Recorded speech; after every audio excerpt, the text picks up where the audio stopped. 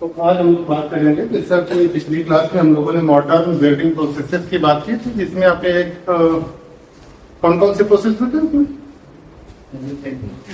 Thermic welding और इलेक्ट्रोस्लाइड welding. आज हम लोग बात करेंगे लेजर बीम वेल्डिंग की। एक एडवांस और बहुत इंपॉर्टेंट वेल्डिंग प्रोसेस है लेजर। ये जो आप देख रहे हैं कैपिटल लेटर में मैंने क्यों लिखा है, क्योंकि अपने आप में हर एक लेटर कुछ डिफाइन करता है। ठीक है, लेजर में LASER, इसका मतलब है light amplification by stimulated emission of radiation. ठीक है, इसका सीधा सा मतलब ये है कि अभी आपके सामने एक जो सेटअप है, यहाँ पर हम लोग देखेंगे कि जो प्रकाश है लाइट को हम लोग कन्वर्ट करेंगे हीट एनर्जी में।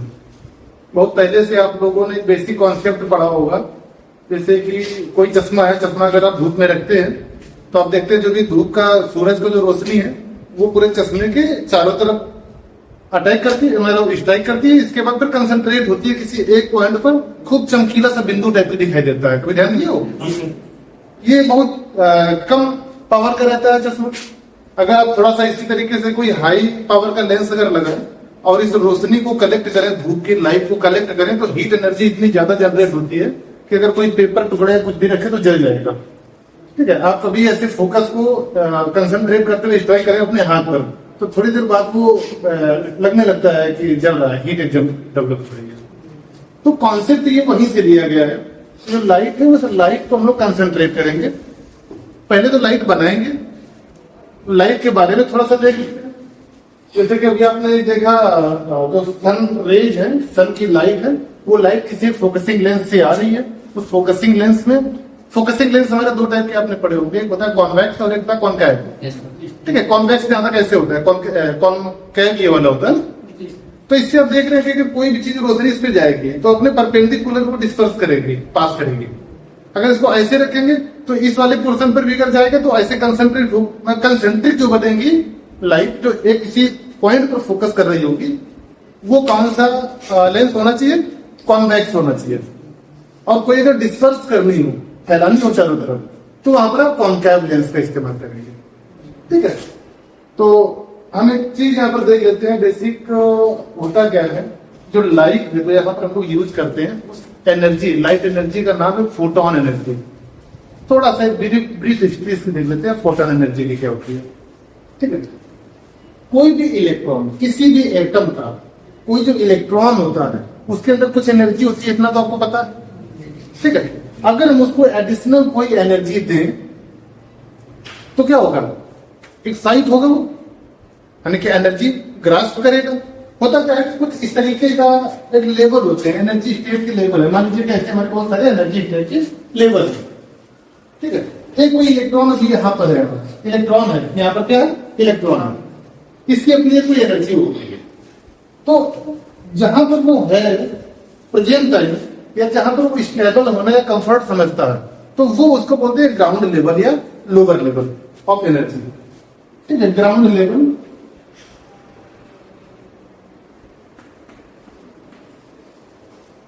या ग्राउंड स्टेट आप कह सकते हैं। ठीक है, ग्राउंड स्टेट है। जब आप यहां से इसको कोई एनर्जी देंगे तो क्या होगा? एक्साइट होगा और ये जंप करेगा अगली स्टेट के लिए। ये जंप मान लीजिए ऐसे आ जाता है।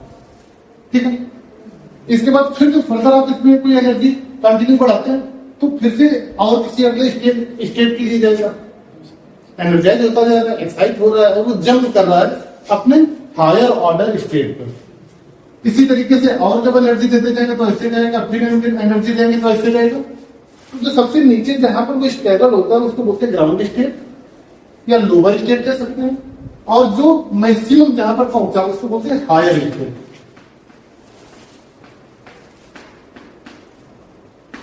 बात समझ आ रही है? अच्छा, यहां पर पहुंच तो गया, लेकिन टेंडेंसी इलेक्ट्रॉन की क्या होगी कि अपने ग्राउंड स्टेट पर पहुंचना। जब तक उसके अंदर एनर्जी आपने दी तब तक तो रुका हुआ है। ठीक है, जैसे उसको चांस मिलेगा, मौका मिलेगा, जो ट्राई करेगा वो वापस अपने ग्राउंड स्टेट पर आने के लिए। जब आपने एनर्जी दी तब तो लिफ्ट अप किया, और जब एनर्जी आपने देना बंद की तो क्या होगा? ये इलेक्ट्रॉन वापस अपनी प्री पोजीशन पर आना चाहेगा, कहां पर, ग्राउंड स्टेट पर, जहां पर स्टेबल हुआ है। तो जब ये यहां से इलेक्ट्रॉन वापस आएगा तो कुछ एनर्जी इसकी डिसिपेट होगी, कुछ एनर्जी छोड़ेगा, ये कुछ एनर्जी छोड़ेगा इसे, क्योंकि कुछ एनर्जी इसकी कम होगी वापस आने से। इसी तरीके से यहां से यहां आएगा तो फिर से कुछ एनर्जी छोड़ेगा, वापस आएगा तो फिर से कुछ एनर्जी छोड़ेगा, वापस आएगा तो फिर से कुछ एनर्जी छोड़ेगा। ये जो एनर्जी जो छोड़ रहा है, जो डिसिपेट कर रहा है during the movement from higher level या higher state to lower state के लिए, तो ये जो एनर्जी है उनको बोलते हैं फोटोन। क्या बोलेंगे, फोटोन, है ना, बात समझ आ रही। लेजर में क्या करते हैं, इसी फोटोन को लाइट एनर्जी कहेंगे, और यही इसी का थोड़ा सा एक मॉडिफाइड फॉर्म होगा जिसे मशीनिंग करेंगे या कोई भी हीट जनरेट करके वेल्डिंग करेंगे। अब यहां पर क्या है, अगर हम कोई फोटोन यहां से और देते हैं और देते हैं और देते हैं, फोटोन यहां से एक्साइट कर रहे हैं, तो यहां से दो फोटोन मिलेंगे, है ना। ये फोटोन हम एम्पलीफाई करते हैं, एनलार्ज करते हैं, और उसी को आगे यूज करेंगे इस प्रोसेस में। तो कॉन्सेप्ट अगर आपको लेकर के समझ में आ गया हो, फोटोन कैसे जनरेट हो रहा है, इस पर आप कर दें आगे बढ़े अपने टॉपिक पे जी। अब आप देखिए इस सेटअप में, ये हमारा एक स्कीमेटिक डायग्राम बना हुआ है लेजर सेटअप का। यहां पर आप देखें कि एक तरफ से इलेक्ट्रिकल इनपुट करंट दिया जा रहा है, और इस करंट का अमाउंट कितना है, 3 किलोवाट टू 80 किलोवाट, यानी कि बहुत ज्यादा बड़ी है। एक कैपेसिटर लगा हुआ है, ठीक है। कैपेसिटर क्या करेगा, जिनॉन ट्यूब है, ये जिनॉन ट्यूब, ये आप देख रहे हैं, इसका नाम कहीं का होगा जिनॉन ट्यूब, या इसको पंपिंग सोर्स भी बोलते हैं।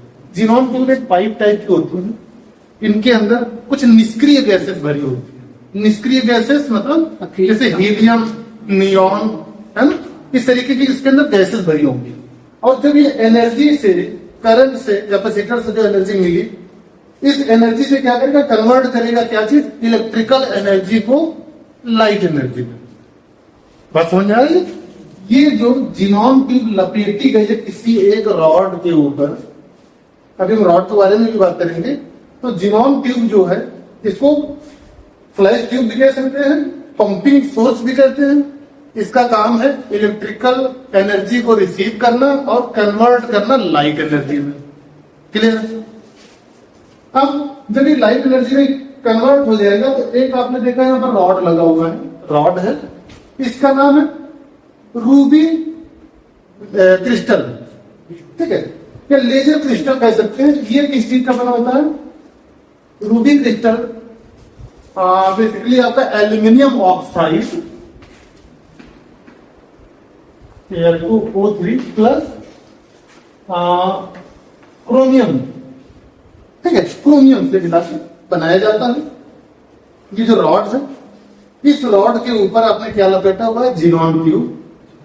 इलेक्ट्रिकल एनर्जी से जिनॉन ट्यूब ने लाइट क्रिएट की, एक फ्लैश क्रिएट किया, और ये फ्लैश इस रॉड के ऊपर डालेगा, है ना।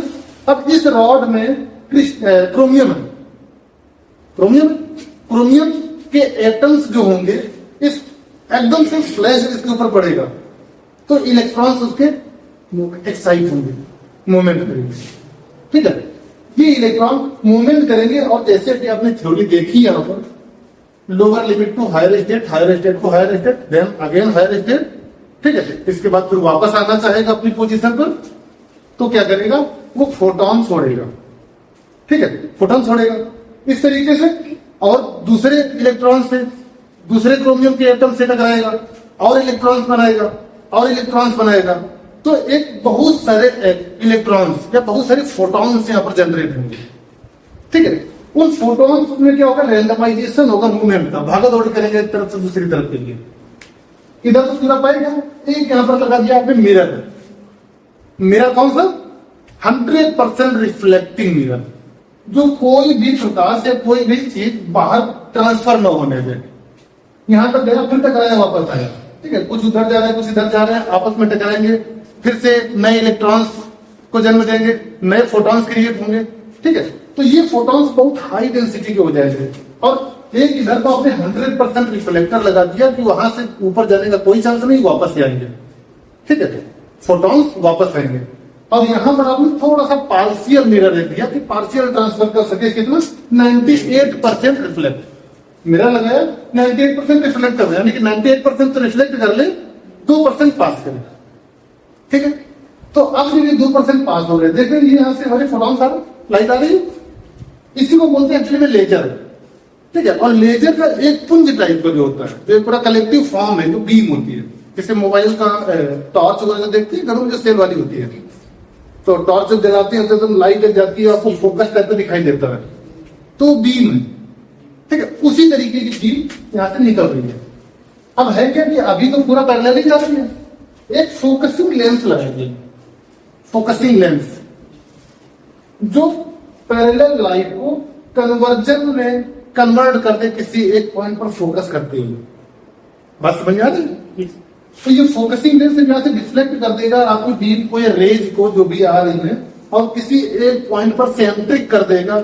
इस सेंट्रिक पॉइंट पर एक बहुत हाई टेम्परेचर डेवलप होगा, प्रोड्यूस होगा, जिसकी क्वांटिटी कितनी होती है, 25,000 डिग्री सेल्सियस से लेकर 28,000 डिग्री सेल्सियस तक लगभग होती है।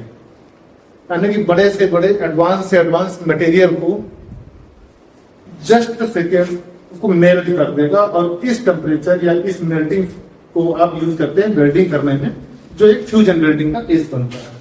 बाकी और तो इसमें मुझे नहीं लगता है कि कोई चीज ऐसी रह गई है। ऑप्टिकल कैविटी है जिससे कि कोई भी चीज बाहर ना जाने पाए। हाँ, ये कूलिंग सिस्टम है, जब हमारा ये सिस्टम हाई टेम्परेचर इतना है तो अपने ही चीजों को डैमेज ना करते, इसके लिए फिर क्या करते हैं कि एक कोई कूलिंग सिस्टम इसके आसपास लगाते हैं, जिसमें कि पानी फ्लो करते हैं, कूल करते हैं, जिससे कि टेम्परेचर ज्यादा ना बढ़े, कि जिससे ये पूरा सेटअप गल जाए, मेल्ट हो जाए ना।